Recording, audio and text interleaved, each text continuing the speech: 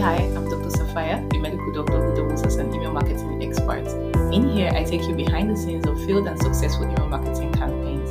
You get to see what these amazing individuals have tried that worked and didn't work in email marketing. If you've been curious and like me, you want to know what other people out there are really doing in email marketing, then join me as I go behind the scenes.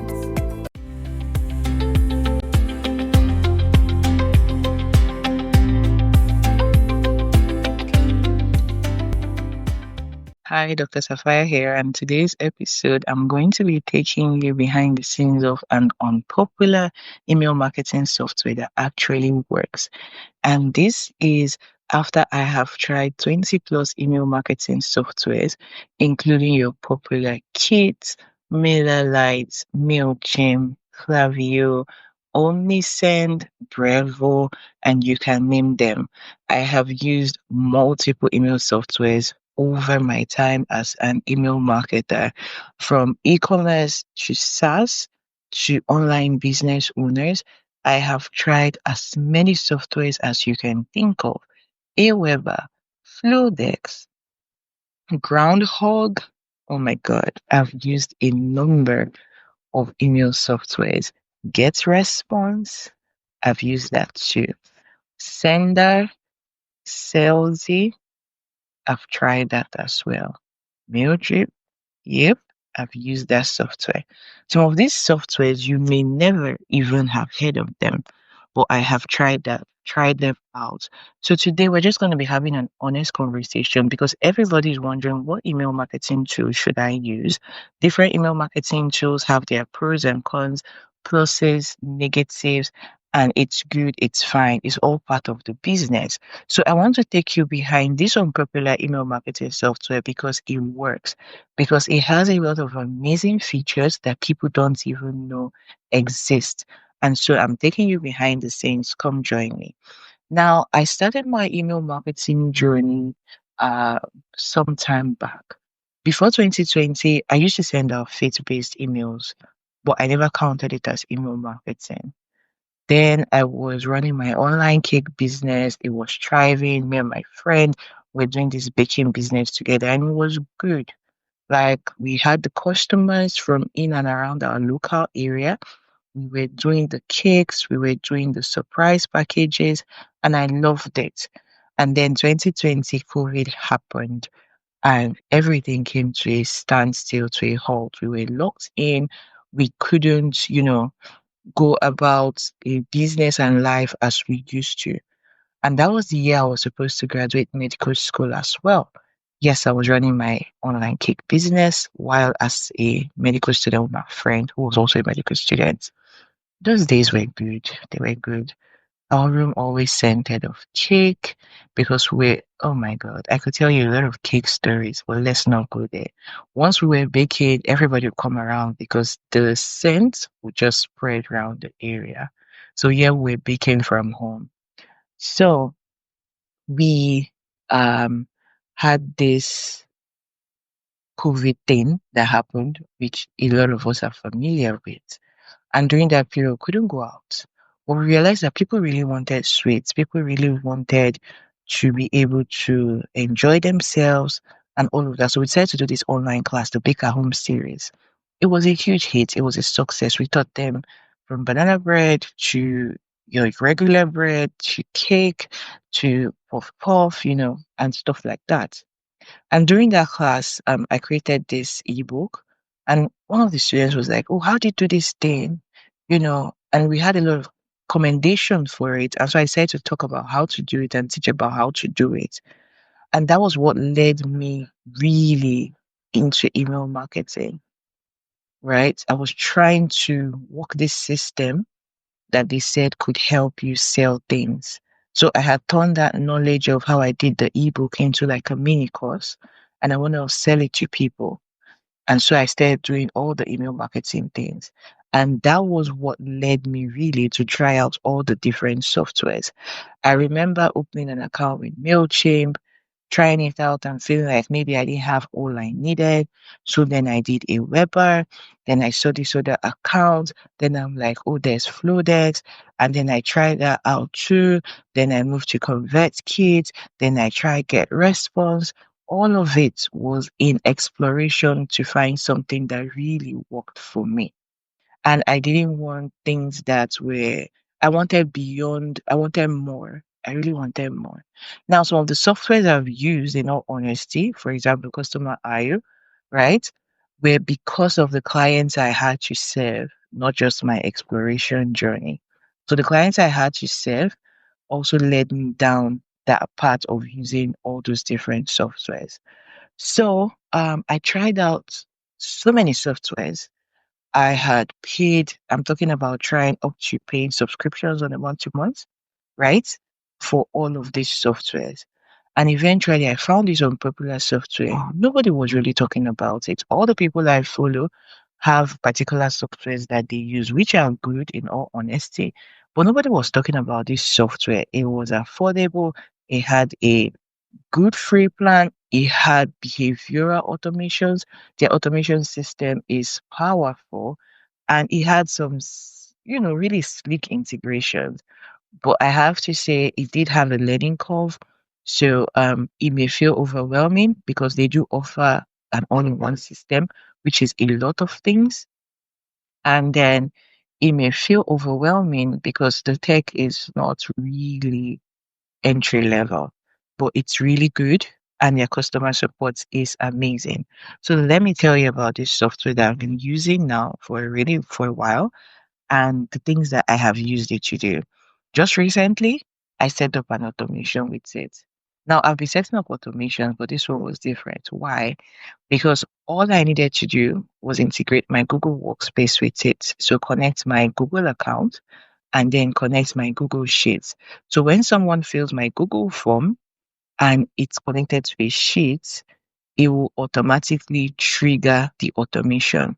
So if I wanted to do a Google form to be able to get even more data, I could use that on my landing page. And then when somebody filled it out, it will trigger the automation to run. And I think that that thing is boo because it just makes life easy for me.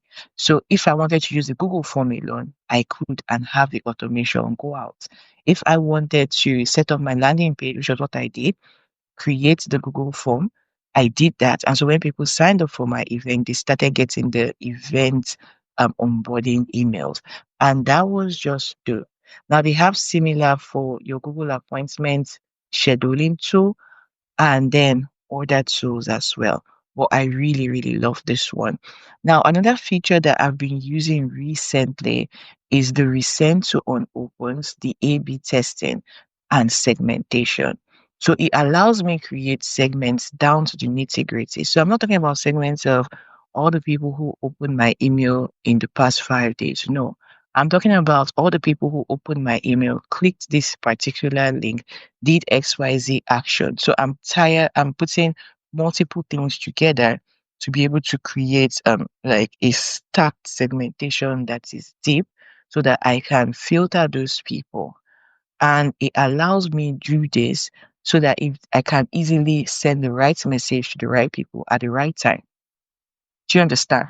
So instead of just so I've used tools and the segmentation is not deep in the sense that it allows you to do some things, but there are times where you want to combine things around dates, around events. So events in terms of opening clicks, rates, did not read, that kind of thing, and you want to tie it in with a time frame, and you want to tie it in with how long the person has been on your email list. I'm an email marketer, so yes, I do things like that sometimes, right? To be able to pick out a particular segment for a particular messaging, and it allows me to do that easily. Now, I really like the resend to on opens feature, which is where when I'm setting up my email, I can set it that after 24 hours, all the people who didn't open should be sent the email with a new subject line. Now, I've seen this boost my open rates because some people may have missed it the first time and then they get it the next time. So that's why I really, really like this particular feature. Now, this software is an all-in-one software, which means that it can allow you set up your calls, it can allow you do your CRM pipeline, it has SMS marketing added to it. It also has chatbots, but the only thing I use it for really is the email marketing and automation system. But it has all these other things that are added to it. Now, I think another thing I really love are the integrations. It has a lot of powerful integrations that would help me connect directly to the software without having to use tools like Zapier, which will save me like the extra cost. So I can connect to, especially like my Google Workspace, which is one that I particularly love. You can connect to like your Calendly and other tools that you're using. So say someone books a call through Calendly or through my appointment scheduling tool, right, which is the Google appointment scheduling tool, I can connect that so that when they book a call, they can get put into an automated process, which I think is really, really neat. Now, if you're Nigerian or you're in Nigeria or you plan to pay in Naira, this is, I think, the only software I've experienced so far that allows you pay in your local currency. So you can pay in dollars, you can pay in Naira. So instead of paying in dollars, I can use the integration that they've provided to be able to pay for this software in my local currency. And that is a big plus for me because then I don't need to keep, some of the challenges we face when it comes to international payments from our local area sometimes. And so I'm able to just overcome that. Now, it integrates easily and nicely with my website, which is hosted on WordPress, right? And I think that that is also a very good plus. So you see that there are a lot of integrations, there are a lot of segmentations, the automation feature. I think that's one of my favorite features. I personally hate when automation features are not flexible because I want to start my automation and sometimes I want to do two parts and I want to do like an A part and a B part. So if you did this action, come down A. So for example, I was setting up this automation for a client and we're supposed to do this thing where if you didn't click the link in the very first email in the welcome sequence, you'll be sent another email to remind you that you haven't downloaded that thing yet. Now, for that particular software, when I do the A parts for those who clicked the link to receive the other emails and the B parts, I couldn't connect the B parts to like the next point in the A part. So I had to build out the same sequence on the A part and the B part. But with send polls, when I do, oh, people who didn't click this link after 4 hours, send them this email.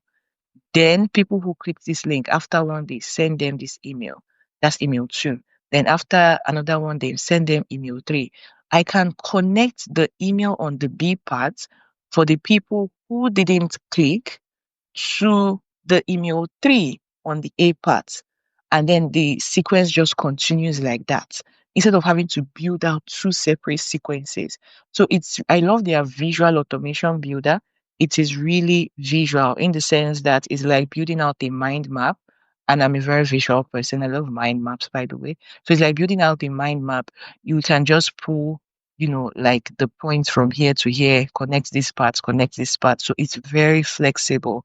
And I don't know how many softwares give us that flexibility. Not much because I've experienced a lot.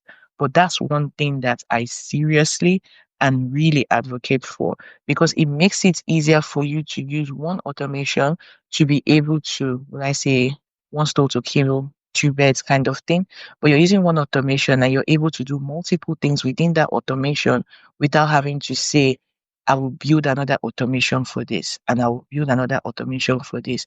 I can do everything and do it easily in that one part. And so that's something I really like. Now, this software is really good, but then again, it's not perfect. So I'll still talk of some of the things that I consider the downside. Now, this software also does email verification, which is where it helps you check the emails, the subscribers you have, if their email addresses are valid. Now, sometimes people fill out their email address and then they make a mistake. So maybe instead of Gmail, they put Gmail, or instead of they add like an extra letter, an extra character, and it can be really frustrating because they will never receive your emails and they will not know that they put a wrong address, except maybe they were expected to receive an email, they didn't, and then they go sign up again. Do you understand? So, because of that, this software has like email verification that I find useful because it helps me check my email addresses when I want to see if there are any ones that I need to sieve out based on some of these factors that I have talked about. It also gives me analytics that I love. Now, when it comes to analytics, I love to go deep on the data. So I want to know not just the links people are clicking, but I want to see like a heat map or a click map for the links. So it's showing you how many people clicked this link. You know, you're seeing the items by it. So, you know, some softwares will just give you the total clicks and all of that. But this one is showing you down to the percentage for all the different links and you can see it visually on the email. So it gives you like a picture of the email itself that you sent out. And then with that email, you then get to see the different links that people clicked and how they clicked it, how they interacted with it. And that I need to give them a plus for that because that visual map goes a long way to help you understand the links that are moving the needle and those that aren't. For example, if you do a newsletter style or maybe you were testing out something, right? You can see opens by locations in your statistics. They have this pie chart kind of thing that allows you see the opens and the clicks. Then they also have like a graph. Remember, I say I'm a visual person, so you see it works for me. Then they have opens by location, which is really good. So you get to see like a world map actually with where the people are opening from alongside the countries by the side. Then they have this click map, which is the thing that I really love because when I see the click map, I see the email I sent out. So it shows me the email I sent out. And then in the email I sent out, it shows me, oh, how many people clicked this link when it like clicked the link based on where it's located. So maybe the link that is in the middle of the email, I can see how many people clicked on it. You'll just see like a number by the link. The link that is at the bottom, I can see how many people clicked on it. And then it now gives me a summary for each of the URL, total clicks and unique clicks. And then I can export this data as well. Now, this is really useful, like I said, if you have like multiple links and you want to see. Of course, it gives you like the devices that people are viewing from, the browsers, and then error statistics in terms of if there were bounces, you know, and the reason for the bounce to the best of its ability. Now, I'm big on data, so I really like this. Now, the place I would like them to improve when it comes to statistics is the overall statistics, not statistics per email. Because with the overall statistics, one of the things I would really love to see would be comparison charts. Now, that's one thing that MailChimp does very well. You have different comparison charts.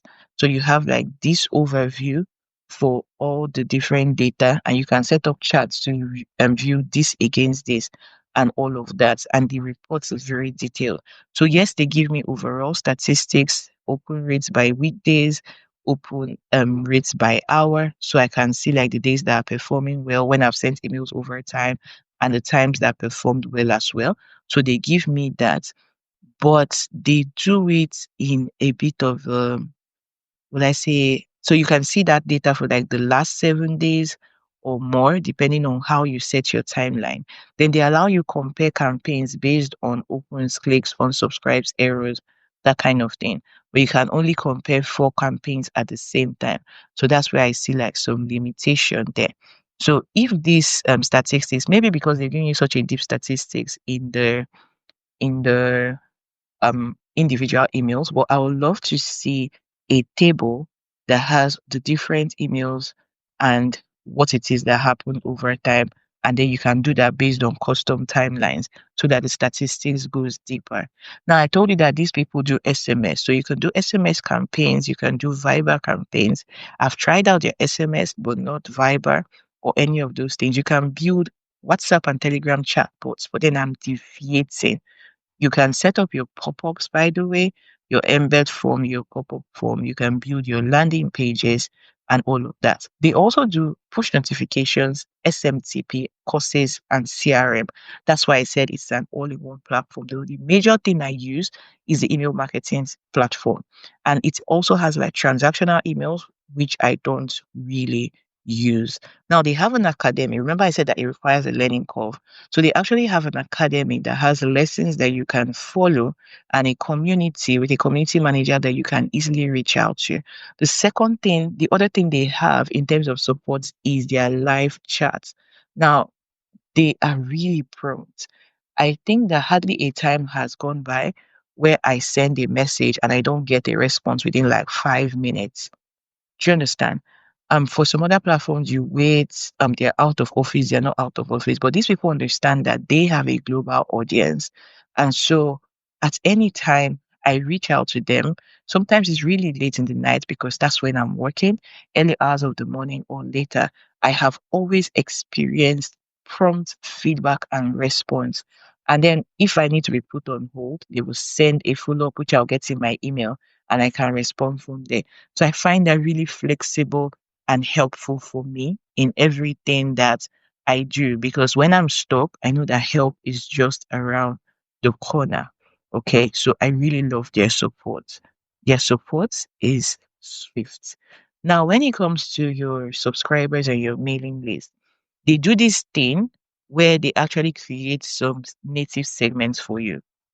So without even you putting in effort, they already create segments for you to see your inactive subscribers, right? And so you can see not just their inactivity, you can see their engagement level in terms of like stars. So you see, okay, this person has not really engaged, this person has not been active. So they create that native segment for you. They also have other segments like the active segment as well, which you can see under the mailing list that you have.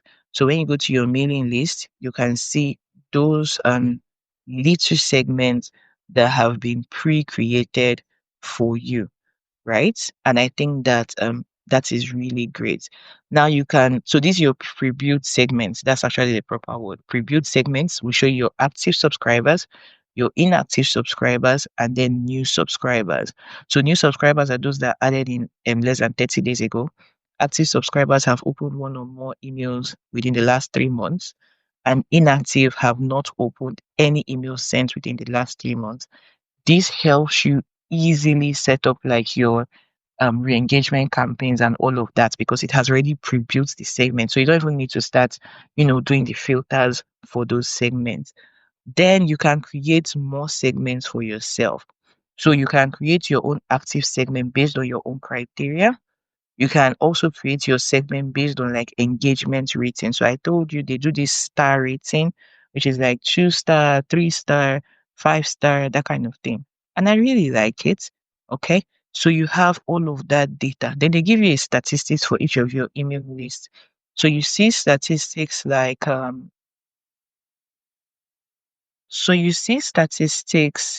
in the back end of your software under the mailing list parts, like your total emails, your active emails, people who have unsubscribed for emails, email addresses that are temporarily unavailable, people you can't send emails to.